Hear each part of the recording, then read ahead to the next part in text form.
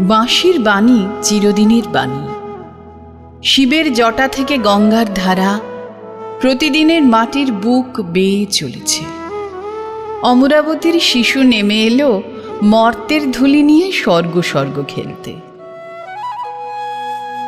পথের ধারে দাঁড়িয়ে বাঁশি শুনি, আর মন যে কেমন করে বুঝতে পারিনি।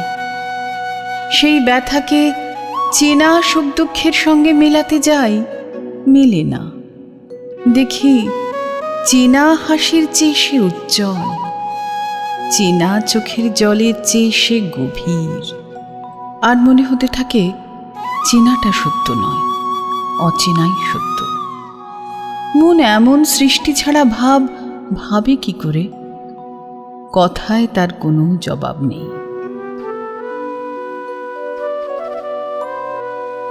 আজ ভোরবেলাতেই উঠে শুনি বিয়ে বাড়িতে বাঁশি বাজছে।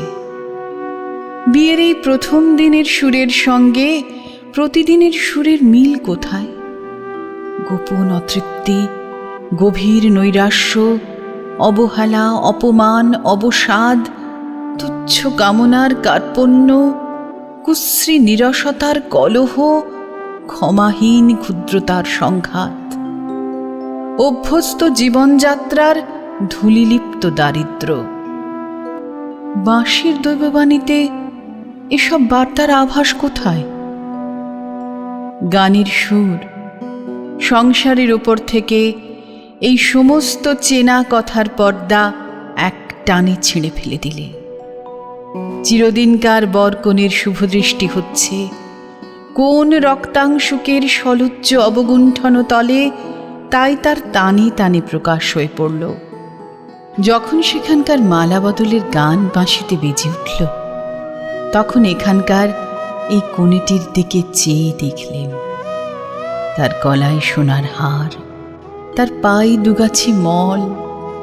সে যেন কান্নার সরোবরে আনন্দের পদ্মটির উপরে দাঁড়িয়ে।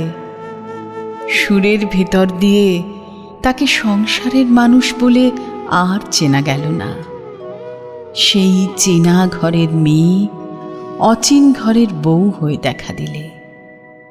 বাঁশি বলে এই কথাই সত্য।